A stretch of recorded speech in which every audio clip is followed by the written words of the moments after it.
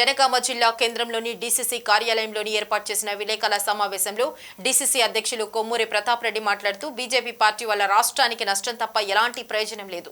అంబానీ ఆదానికి న్యాయం చేయడానికి మోడీ పనిచేస్తున్నాడా? విభజన చట్టంలోని ఏ ఒక్క హామీ కూడా ఇప్పటి వరకు నెరవేర్చలేదు. 2014 నుండి కేంద్రంలో బీజేపీ అధికారంలో ఉంది. వారు చేసిన పనులు నిత్యావసర వస్తువుల ధరలు 3 రెట్లు పెరిగాయి. గ్యాస్ ధర 400 నుండి 1200 చేశారు. పెట్రోల్ డీజిల్ ధరలు పెంచారు. ఏడాదికి 2 లక్షల ఉద్యోగాలు అన్నాడు కానీ ఇవ్వలేదు.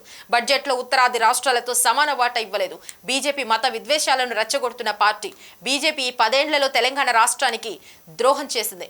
బీఆర్ఎస్ పార్టీ 10 ఏళ్లలో పాలనలో రాష్ట్రాన్ని దోచుకున్నారని అన్నారు. నీళ్లు నిధులు నియామకాలు అనే నినాదంతో నీళ్లు అని ప్రాజెక్టులు, నిధులు అని పథకాలు, నియామకాలు అని పేపర్ లీకేజీలు ఇలా అన్నింటిలో అవినీతి చేశారు. కేసీఆర్ బిడ్డ కవిత లిక్కర్ స్కామ్ చేసి జైల్లో కూర్చుంది. కేటీఆర్ మరియు హరీష్ రావు ఇద్దరు తోడు దొంగలు. చేసిన తప్పులు స్కామ్లు చాలవని ఇంకా అధికారం కోసం బోగస్ ప్రచారాలు చేస్తున్నారు.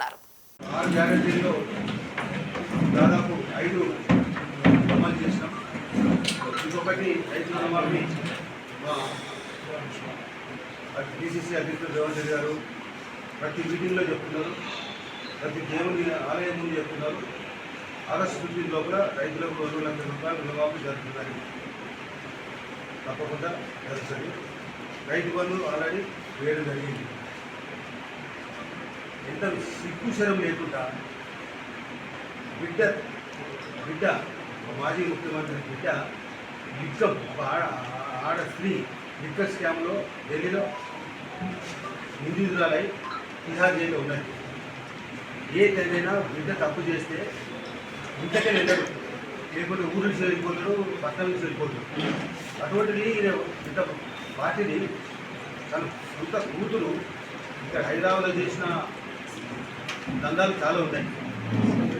గోల్డ్ షాపులలో చేసిన దందాలున్నాయి, బట్టల షాపులలో చేసిన దందాలున్నాయి, భూములలో చేసిన దందాలున్నాయి. ఆ కుటుంబం కుటుంబం మొత్తం కూడా కూతురుతో పాటు కొడుకు అల్లుడు మొత్తం దోపిడి తప్ప 10 సంవత్సరాలు వాళ్ళు చేసింది ఏం లేదు.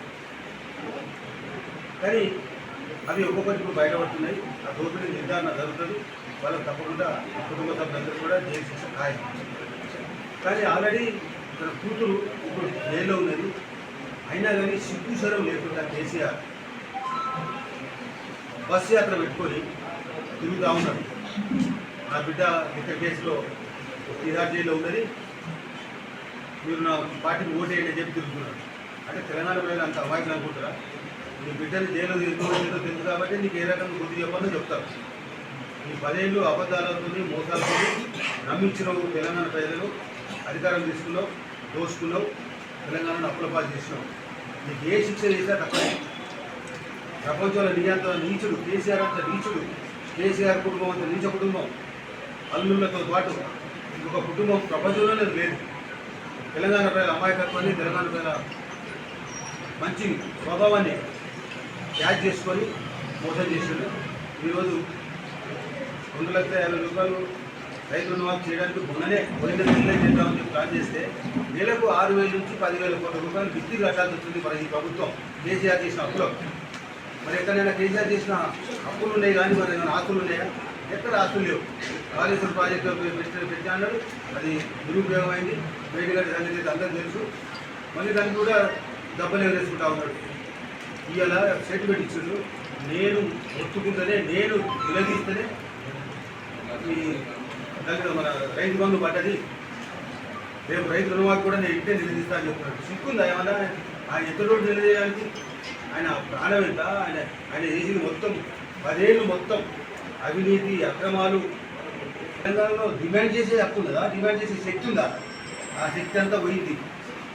తెలంగాణ ప్రజలను మోసం చేసి, తెలంగాణ ఉద్యమకారులకు అన్యాయం చేసి సంపాదించుకున్నాడు. ఫారిన్ కంట్రీలు వేరే కంట్రీలో కూడా దాచుకున్నాడు. ఇంకా ఈరోజు ఎలాంటి బుద్ధి లేకుండా నేను నిలదీస్తేనే రైతు బంధు, రేపు రైతులు కూడా రేపు 2 లక్షల రూపాయలు రుణమాఫీ చేస్తాం. ఈ మనవాడు అప్పు కూడా ఏమంటాడు, నేను నిలదీస్తేనే రుణమాఫీ అయింది అంటాడు. ఈ ఇటువంటి ఉత్తర ప్రజల వాళ్ళు మానుకోవాలి. చిత్తశుద్ధి ఉన్న పార్టీ కాంగ్రెస్ పార్టీ, హామీలు ఇచ్చిన పార్టీ, అమలు చేసిన పార్టీ కాంగ్రెస్ పార్టీ. స్వాతంత్రం వచ్చినప్పటి నుండి ఎన్ని హామీలు ఎన్నికల ముందు కాంగ్రెస్ పార్టీ ఇచ్చిందో పూర్తిగా తప్పకుండా ప్రతి హామీలు కూడా అమలు చేసింది కాంగ్రెస్ పార్టీ. అదే బీజేపీ పార్టీ కేంద్రంలో, బీఆర్ఎస్ పార్టీ రాష్ట్రంలో 2001 1 నుంచి 2012 దాకా ఉద్యోగ పార్టీలో ఎన్ని హామీలు ఇచ్చారు? నేనే ఉన్నప్పుడు పక్కకు దళితులకు ముఖ్యమంత్రి ఇస్తా లేకపోతే తల అనుకుంటా అంటే తల ఎక్కలేదు. ఈరోజు ఇటువంటి ప్రగల్భాలు మాట్లాడద్దు. తెలంగాణ మొత్తం ఇద్దరే ధనవంతులు ఉన్నారు.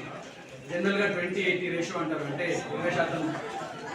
20% ధనం అంతా 20% మంది దగ్గర ఉంటుంది. కానీ ఇక్కడ దగ్గరనే ఉంది.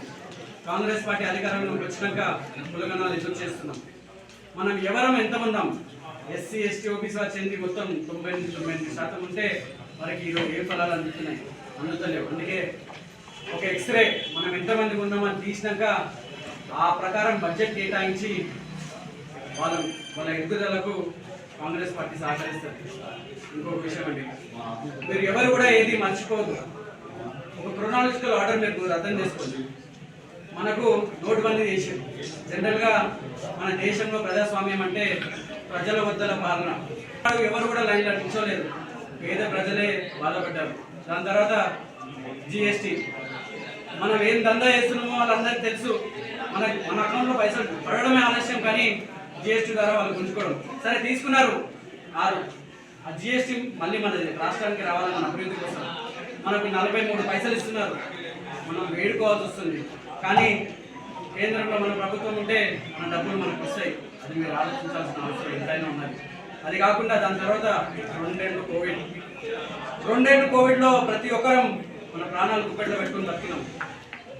ఇప్పుడు బీజేపీకి 400 పార్ అంటున్నారు. ఒకవేళ 400 పార్ అయితే రేపు రాజ్యాంగం మారుస్తారని చెప్పేసి చాలా గట్టిగా వినిపిస్తుంది. కోవిడ్లో మనం ఎలా ఉన్నామో జీవితాంతం బతికినన్ని రోజులు అట్లానే బతకాల్సి వస్తుంది. మీరు అందరూ కూడా ఏది కూడా మర్చిపోదండి, గుర్తుపెట్టుకోవాలి. ఈ దేశానికి న్యాయం చేసేది ఏకైక పార్టీ కాంగ్రెస్ పార్టీ. నాకు ఈ అవకాశం ఇచ్చిన పెద్దలందరికీ